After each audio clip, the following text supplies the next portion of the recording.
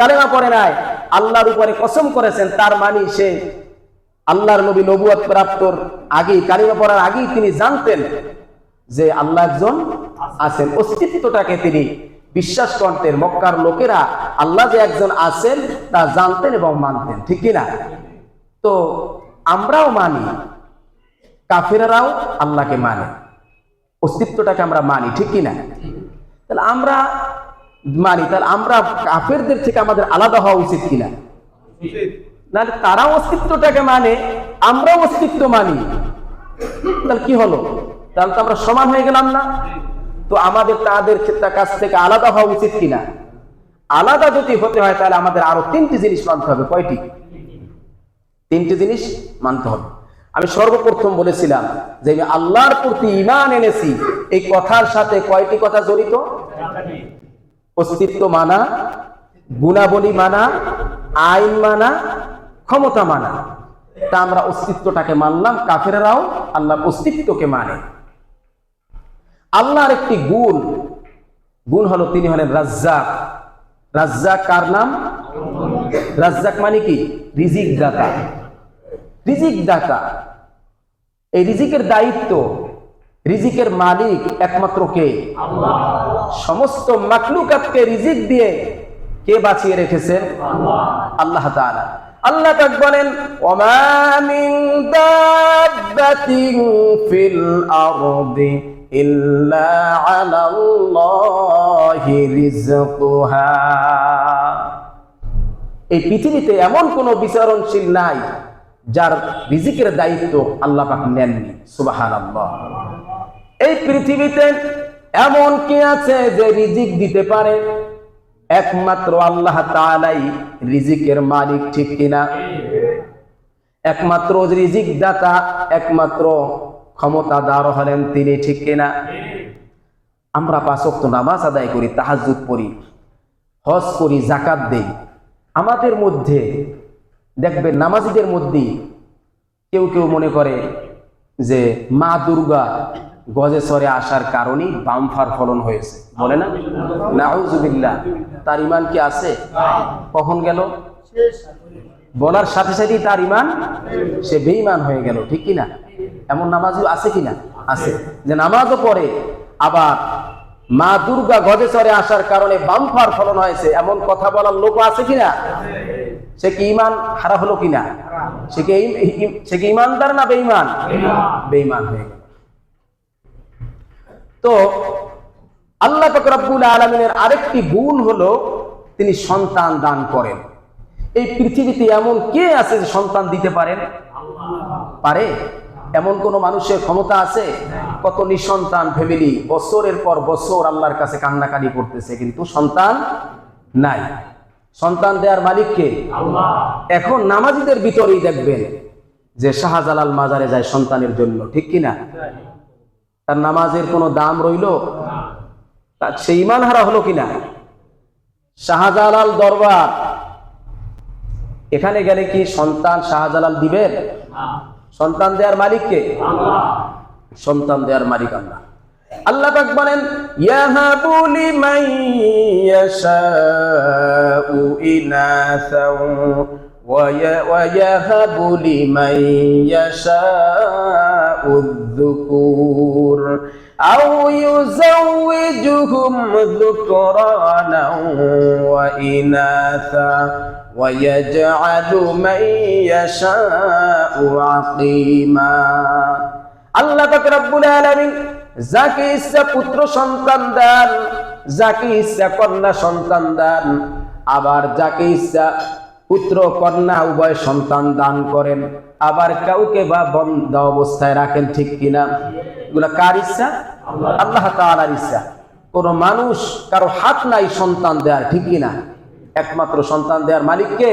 আল্লাহ। এই জন্য আমাদের শুধু নামাজ পড়লে হবে না, আমরা যার অস্তিত্ব মানি, আমাদের একজন আল্লাহ যে আছেন, অস্তিত্ব, আমরা এমন এক আল্লাহর অস্তিত্ব মানি, তার গুণাগুলো মানতে হবে, ঠিক কিনা?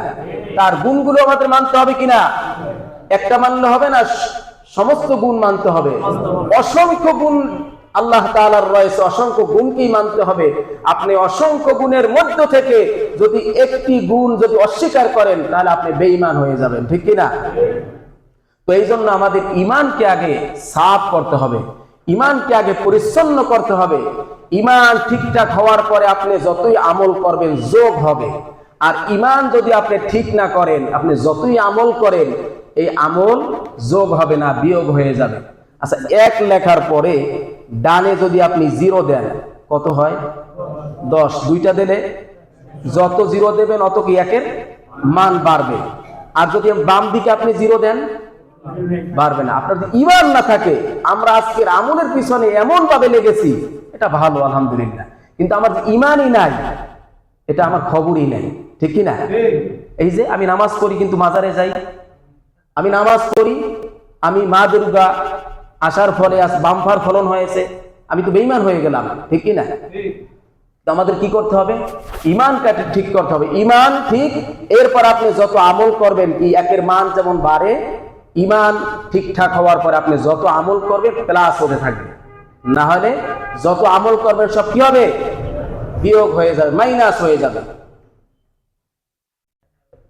ঈমান আগে না আমল আগে? ঈমান আগে না আমল আগে? ঈমান আগে। আমল ছাড়াও জান্নাতে যাওয়া যায়, কিন্তু ঈমান ছাড়া জান্নাতে যাওয়া যায় না। একজন বিধর্মী 70 বছর বয়স, সে সকালবেলা কোনো আলেমের কাছে গিয়ে কোনো আলোচনা শুনে, কোনো খানকায় গিয়ে সে কালেমা পড়লেন, লা ইলাহা ইল্লাল্লাহু মুহাম্মাদুর রাসূলুল্লাহ। 70 বছর বয়স, সে কালেমা পড়ে মুসলমান হলো। 11টার দিকে আবার মারা গেল। সে কি জান্নাতি না জাহান্নামী? আল্লাহর নবী বলেন, ক্বালা রাসূলুল্লাহ সাল্লাল্লাহু আলাইহি ওয়াসাল্লাম, মান ক্বালা লা ইলাহা ইল্লাল্লাহ দাখালাল জান্নাহ। যে ব্যক্তি লা ইলাহা ইল্লাল্লাহ পড়বে সে জান্নাতে যাবে। বিধর্মী সকাল 10টায় কালেমা পড়ে মুসলমান হলেন, 11টার দিকে তিনি দুনিয়া থেকে বিদায় নিয়ে চলে গেলেন। কিসের ভিত্তিতে সে জান্নাতি হলেন? 1 ওয়াক্ত নামাজও পড়লেন না, 1 ওয়াক্ত নামাজ পড়ার সুযোগ পেলেন না।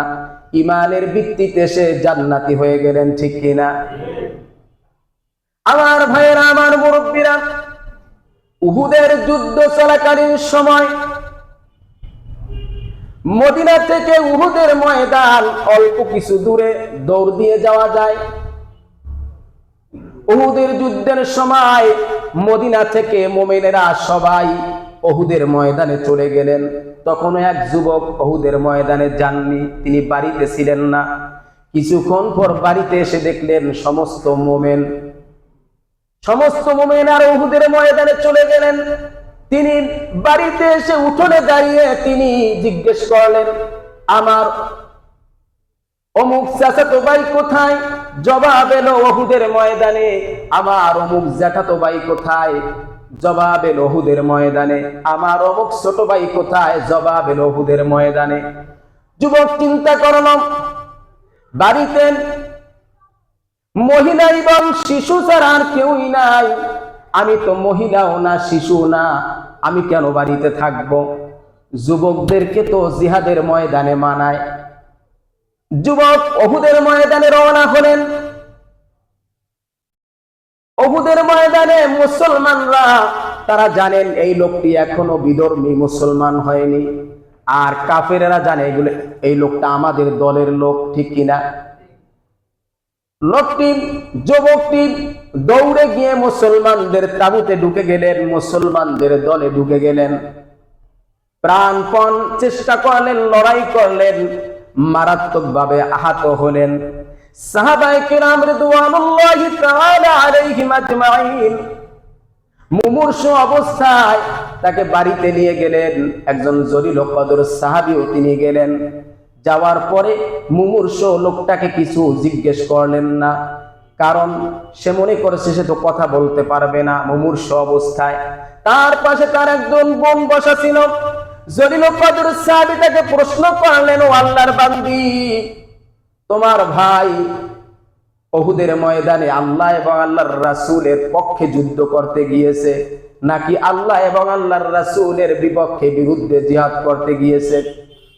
এই কথা বলার পরে মুমূর্ষ ব্যক্তি নিজে জবাব দিলেন, ও রাসূলের সাহাবী, শুনে রেখো, আল্লাহর রাসূলকে দিয়ে শুনিয়ে দিও, আমি কালেমা পড়ে মুসলমান হয়ে উহুদের ময়দানে গিয়েছি, আর উহুদের ময়দানে গিয়ে আল্লাহ এবং আল্লাহর রাসূলের পক্ষে জিহাদ করেছি।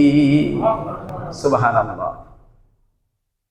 আল্লাহর নবী, বিশ্ব নবী, নবী মুহাম্মদুর রাসূলুল্লাহ সাল্লাল্লাহু আলাইহি ওয়াসাল্লাম বলেন, এই যুবক, এই লোকটি কালেমা পড়লেন, মুসলমান হলেন, উহুদের ময়দানে গেলেন, যুদ্ধ করলেন, শহীদ হয়ে গেলেন, এক ওয়াক্ত নামাজও পড়তে পারলেন না, এক ওয়াক্ত নামাজ পড়ার সুযোগ হলো না। ঈমানের ভিত্তিতে আল্লাহ রাব্বুল আলামিন তাকে জান্নাত হিসেবে কবুল করলেন। বলেন সুবহানাল্লাহ। তাহলে